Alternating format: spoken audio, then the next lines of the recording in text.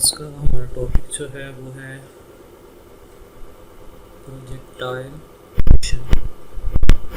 Projectile motion जो है ये एक स्पेशल टाइप ऑफ मोशन है और अभी हम थोड़ी देर बाद देखेंगे कि इसको स्पेशल टाइप ऑफ मोशन जो है वो क्यों कहा जाता है। वैसे तो हमने अभी तक जो मोशन पढ़ी है वो कुछ इस तरह से है कि आपके पास एक ऑब्जेक्ट है, इस ऑब्जेक्ट के ऊपर जो है वो फोर्स लगाई गई और फोर्स लगाने के नतीजे में इसने इस डायरेक्शन के अंदर मूव करना शुरू कर दिया, यानी कि एक सिंगल डायरेक्शन के अंदर।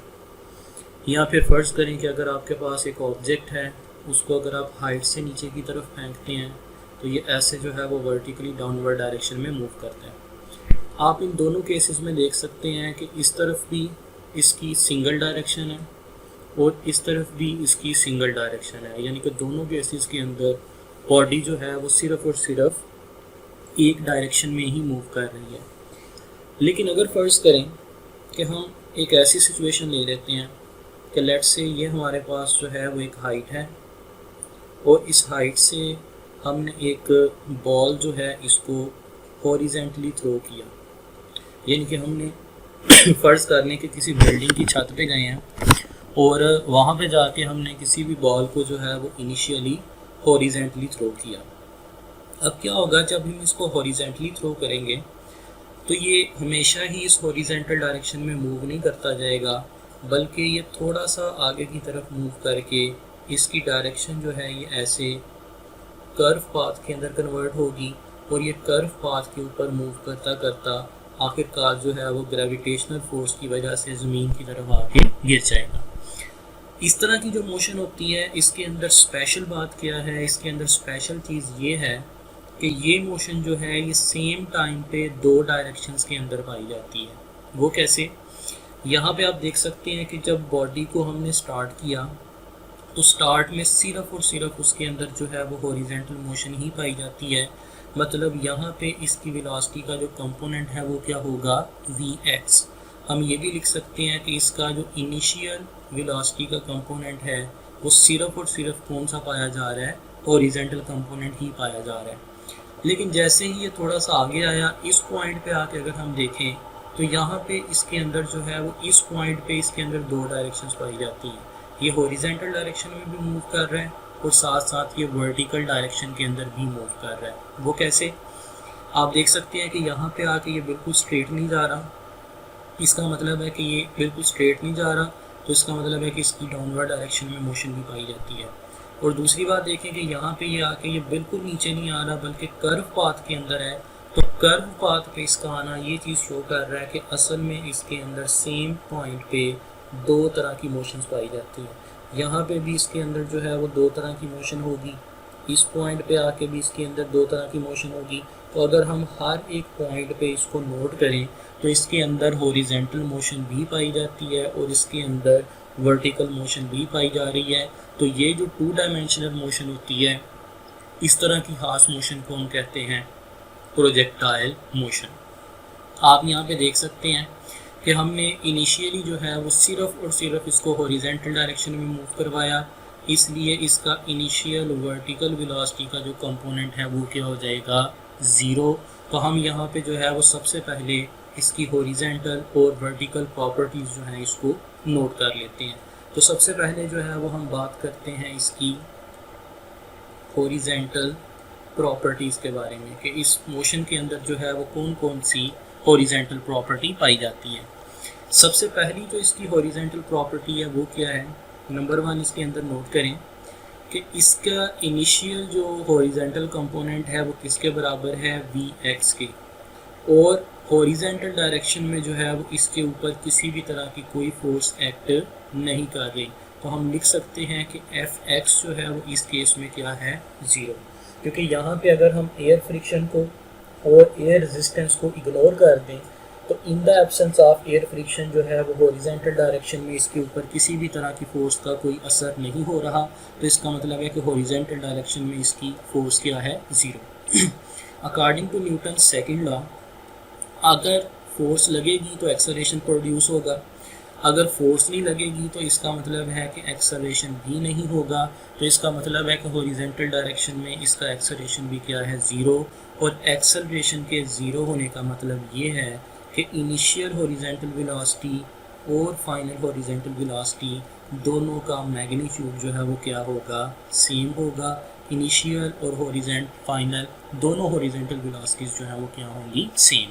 तो ये थी हमारे पास इसकी हॉरिजॉन्टल प्रॉपर्टीज़। अब हम आते हैं इसकी वर्टिकल प्रॉपर्टीज़ की तरफ। चूँकि ये हॉरिजॉन्टल के साथ साथ वर्टिकल मोशन भी कर रहा है, तो हमें इसकी दोनों तरह की प्रॉपर्टीज़ के बारे में पता होना चाहिए। अगर हम यहाँ पे देखें तो ये बॉल जो है ये थोड़ा सा आगे जाने के बाद ज़मीन की तरफ मूव कर रही है।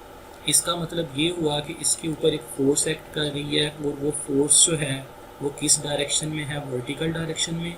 और वो फोर्स कौन सी है, ग्रेविटेशनल फोर्स। तो इसका मतलब है कि वर्टिकल डायरेक्शन में इसके ऊपर एक फोर्स एक्ट कर रही है, और वो फोर्स है ग्रेविटेशनल फोर्स। अगर इसके ऊपर वर्टिकल डायरेक्शन में फोर्स एक्ट कर रही है, तो इसका मतलब है कि वर्टिकल डायरेक्शन में इसका एक्सेलरेशन भी होना चाहिए, और वो इसका एक्सेलरेशन जो है वो किसके बराबर होगा, जी के। और इसका मतलब है कि अगर एक्सेलरेशन प्रोड्यूस हो रहा है तो इनिशियल वर्टिकल वेलोसिटी और फाइनल वर्टिकल वेलोसिटी इन दोनों के अंदर जो है वो चेंज होगा। मतलब अगर इसकी इनिशियल वर्टिकल वेलोसिटी ज़ीरो है तो ज़रूरी नहीं है कि इसकी फाइनल वर्टिकल वेलोसिटी भी ज़ीरो हो, वो जो है वो इनिशियल वेलोसिटी से चेंज होगी। तो इस वक्त जो आपको नज़र आ रहा है यहाँ पे हमने इसकी हॉरिजॉन्टल और इसकी वर्टिकल प्रॉपर्टीज़ को जो है वो देख लिया। आपने जो है वो इस चीज़ को बड़े अच्छे तरीके से मेमोराइज़ कर लेना है कि हॉरिजॉन्टल डायरेक्शन में जब भी कोई बॉडी प्रोजेक्टाइल मोशन कर रही होती है, हॉरिजॉन्टल डायरेक्शन में उसके ऊपर कोई फोर्स नहीं लगती, हॉरिजॉन्टल डायरेक्शन में उसका कोई एक्सेलरेशन नहीं होता, और हॉरिजॉन्टल डायरेक्शन में उसकी वेलोसिटी जो है वो क्या रहेगी, कांस्टेंट। ना तो उसकी इनिशियल हॉरिजॉन्टल वेलोसिटी में कोई चेंज आएगा, ना ही फाइनल में। वर्टिकल डायरेक्शन में क्या होता है कि वर्टिकल डायरेक्शन में इसके ऊपर एक फोर्स एक्ट कर रही होती है जो कि ग्रेविटेशनल फोर्स है। वर्टिकल डायरेक्शन में इसके ऊपर एक्सेलरेशन एक्ट कर रहा होता है, ग्रेविटेशनल एक्सेलरेशन। और इनिशियल वर्टिकल वेलोसिटी और फाइनल वर्टिकल वेलोसिटी दोनों क्या होती हैं, चेंज। तो आपने जब भी प्रोजेक्टाइल मोशन को स्टडी करना है, आपने इसकी हॉरिजॉन्टल और वर्टिकल दोनों तरह की मोशन को स्टडी करना है। अब हम आते हैं इसके डिस्टेंसेस की तरफ। डिस्टेंसेस का क्या मतलब है कि अब हम ये देखेंगे कि इसके अंदर हॉरिजॉन्टल और वर्टिकल डायरेक्शन में क्या क्या डिस्टेंस पाया जाता है। तो सबसे पहले जो है वो हम इसका हॉरिजॉन्टल डिस्टेंस निकालते हैं, और उसके बाद जो है वो हम इसका वर्टिकल डिस्टेंस निकालेंगे। देखिए हॉरिजॉन्टल डायरेक्शन में इनिशियल और फाइनल हॉरिजॉन्टल वेलोसिटी क्या आती है, सेम, यानी कि कांस्टेंट। और अगर कांस्टेंट हो तो हम उसके लिए फार्मूला यूज़ कर सकते हैं S=VT, क्योंकि ये वाला फार्मूला डिस्टेंस निकालने के लिए तब इस्तेमाल हो सकता है जब आपके पास वेलोसिटी कांस्टेंट हो। हमने चूँकि हॉरिजॉन्टल वेलोसिटी निकालनी है, डिस्टेंस निकालना है, तो हम S को यहाँ पे रिप्लेस कर देते हैं X के साथ। हॉरिजॉन्टल वेलोसिटी क्या होगी, Vx, और इसका टाइम क्या होगा, T। तो ये हमने इसका सिंपली जो है वो हॉरिजॉन्टल डिस्टेंस निकाल लिया कि ये बॉडी जो है वो हॉरिजॉन्टली कितना डिस्टेंस कवर करेगी। अब हम निकालते हैं इसका वर्टिकल डिस्टेंस। वर्टिकल डिस्टेंस निकालने के लिए हम यहाँ पे सेकंड इक्वेशन का इस्तेमाल कर सकते हैं, S=VIT + 1/2AT²। हमने इस इक्वेशन का इस्तेमाल इसलिए किया क्योंकि वर्टिकल डायरेक्शन में एक्सेलरेशन भी प्रोड्यूस हो रहा है और वर्टिकल डायरेक्शन में वेलोसिटी भी चेंज हो रही है। तो हम यहाँ पे सबके साथ जो है वो y का निशान लगा देंगे जो कि वर्टिकल डायरेक्शन को शो करता है। जैसे यहाँ पे x जो है वो हॉरिजॉन्टल को शो करता है, y किसको शो करेगा, वर्टिकल को। तो वर्टिकल डिस्टेंस को हम y से शो करेंगे। इनिशियल वर्टिकल वेलोसिटी अभी हमने देखा था कि 0 थी, प्लस 1/2 वर्टिकल एक्सेलरेशन किसके बराबर था, g के। तो आपके पास वर्टिकल डिस्टेंस जो है ये किसके बराबर आ जाएगा, 1/2 GT² के। तो इसका मतलब है कि आपने हॉरिजॉन्टल के साथ साथ वर्टिकल डिस्टेंसेस को भी कैलकुलेट कर लिया। तो अभी तक हमने हॉरिजॉन्टल और वर्टिकल प्रॉपर्टीज़ देखी, और उसके बाद हॉरिजॉन्टल और वर्टिकल डिस्टेंस देखा। अब हम जो है वो इसकी डेफिनेशन की तरफ आते हैं कि प्रोजेक्टाइल मोशन की प्रॉपर डेफिनेशन क्या है। ये सारी जो चीज़ें अभी तक हमने देखी है उससे हम इस कंक्लूजन पे निकले हैं कि projectile motion is a two dimensional motion. ये टू डायमेंशनल मोशन होती है, यानी एक्स की तरफ भी और वाई की तरफ भी। मैं यहाँ पे लिख में देता हूँ X and Y. Under the action of acceleration due to gravity. और ये किसकी वजह से होता है? एक्सेलरेशन ड्यू टू ग्रेविटी की वजह से। तो ये है आपके पास प्रोजेक्टाइल मोशन की प्रॉपर डेफिनेशन कि projectile motion is a two dimensional motion under the action of acceleration due to gravity. अब याद रखें कि सिर्फ और सिर्फ ऐसे ही नहीं होता कि आप एक हाइट से बॉल को हॉरिजेंटली थ्रो करेंगे और फिर ही वो हॉरिजेंटल मोशन करेगा, यानी कि टू डायमेंशनल मोशन करेगा। ये भी पॉसिबल है कि फ़र्ज़ करें कि आपके पास एक फुटबॉल जो है वो ज़मीन पे पड़ा हुआ है। अगर आप इसको किक करते हैं इनिशियल वेलोसिटी वी के साथ और ये भी ऐसे कर्व पाथ के अंदर मूव करता है, तो ये भी प्रोजेक्टाइल मोशन है। अगर फ़र्ज़ करें कि आपके पास कोई भी एक मिज़ाइल है या कोई भी एक रॉकेट है, उसको आप चलाते हैं और वो भी ऐसे चल के जो है वो कर्व पाथ के अंदर मूव करता हुआ आता है, तो ये भी टू डायमेंशनल मोशन है। तो इसका मतलब ये है कि टू डायमेंशनल मोशन के लिए कर्व पाथ का होना ज़रूरी है, यानी कि बॉडी के अंदर टू डायमेंशनल मोशन पाई जानी चाहिए, उसको सेम टाइम पे दो डायरेक्शंस में जो है वो मूव करना चाहिए। तो हम अब ऐसी ही एक एग्जांपल देखते हैं और उस एग्जांपल से जो है वो हम हॉरिजॉन्टल और वर्टिकल वेलोसिटीज़ को कैलकुलेट करेंगे कि ये कितनी कितनी निकलती हैं। तो सबसे पहले हम यहाँ पे जो है वो एक डायग्राम ड्रा कर लेते हैं। लेट्स से हमारे पास जो है वो एक ऑब्जेक्ट है, लेट्स से एक फुटबॉल है। इसको मैंने, ये एक्स एक्सिस है, ये वाई एक्सिस है और ये ओरिजिन है।